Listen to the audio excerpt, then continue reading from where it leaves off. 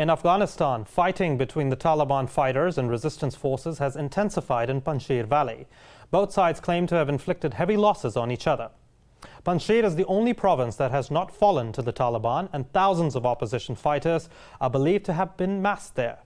Meanwhile, officials from Qatar's foreign ministry have landed in Kabul in a bid to reopen the Kabul airport. This comes as the group is reportedly preparing to announce their new government, with Mullah Abdul Ghani Bradar as its head. The EU and Britain have joined the US in saying they will engage with the Taliban but won't recognize their government. Now, Afghanistan's situation is considered to be extremely fluid. The Taliban have not necessarily announced the fact that, a new government would actually take place in the country. Now, to discuss this fluid situation even further, we have with us Ambassador Asif Durrani. Ambassador Asif Durrani, thank you for joining me on Indus News. Thank you for having me.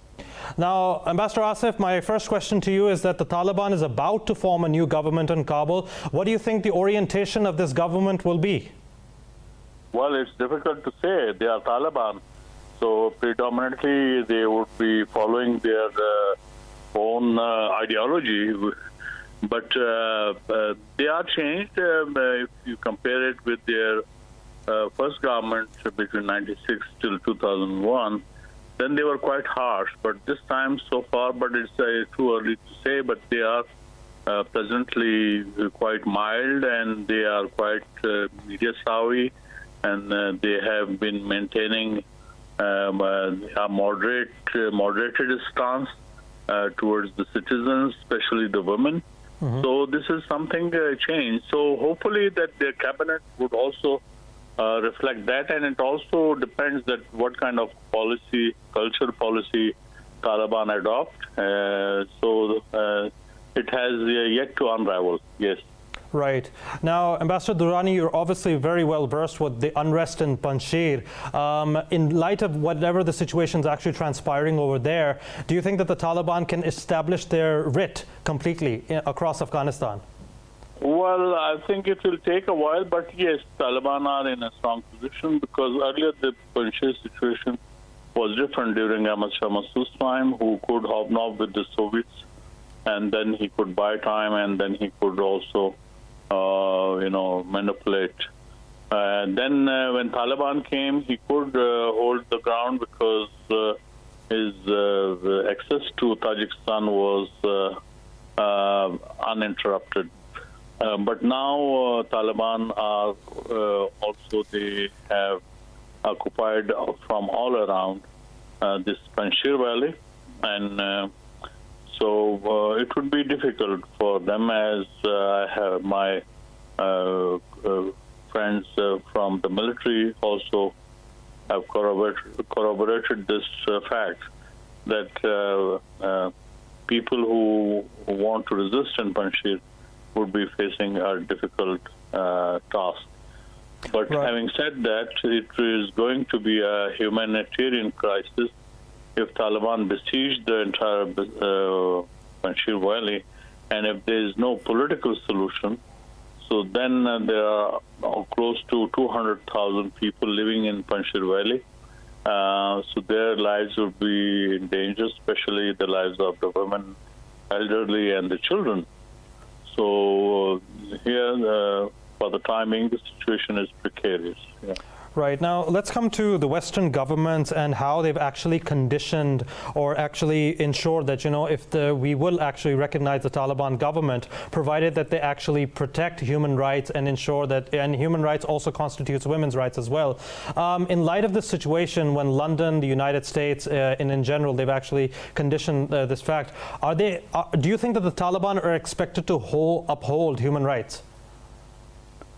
Well, it is the Western definition of human rights. Of course, the countries, they are signatories to the human rights covenants, conventions. That is a fact. Taliban will have to actually now change their attitude, which they had displayed during their first government. And for the timing, there are no chances whereby one could say that they have violated human rights. But it is too early to say. Let's wait and then see how Taliban pursue their policies. Yes. Right. Ambassador Durrani, can this Taliban government allay economic woes? You've spoken about the dire economic situation as well as the humanitarian situation, which in many ways is actually linked to the economic livelihoods of so many different Afghans. They're fleeing in throngs all across the world. Do you think that this Taliban government can allay economic woes, given that the U.S. Treasury has no plans in releasing billions of dollars in Afghan assets? Well, that is going to be a gigantic challenge for the Taliban, because military victory had its premium. They got the government, but now the question is what next? And what next question they'll have to address, and that would be the economy of the country. And already you've seen that the Afghan currency, Afghani, is depreciated. If depreciation takes place, it would mean that cost of living would go up, and it is going to impact the general public.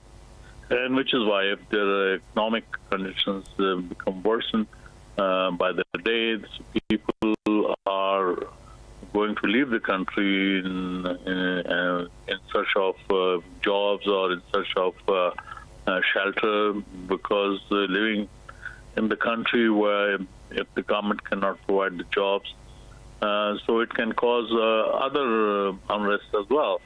And so it is going to be a big challenge for the Taliban, yes. Right. Ambassador Durrani, final question. Should Pakistan extend recognition to the new Taliban government in Kabul? Individually, on its own, I don't think so. But if the immediate neighbors of Afghanistan decide so I think we should join the consensus. And I think that in the coming days and weeks, the immediate neighbors of Afghanistan are likely to come up with some consensus. So, and mind you, this is just not Pakistan.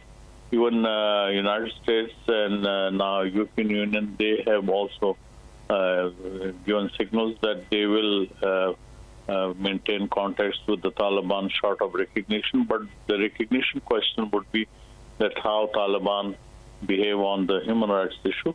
So let's hope that something good will come out. Like many other claims have been belied by the Taliban, that there's going to be civil war or unrest. That has not taken place. So let's wait for more surprises. Hopefully, those would be the pleasant surprises. Yes. Definitely, we would definitely hope for the best. Thank you so much, Ambassador Asif Durrani, for joining me on Indus News.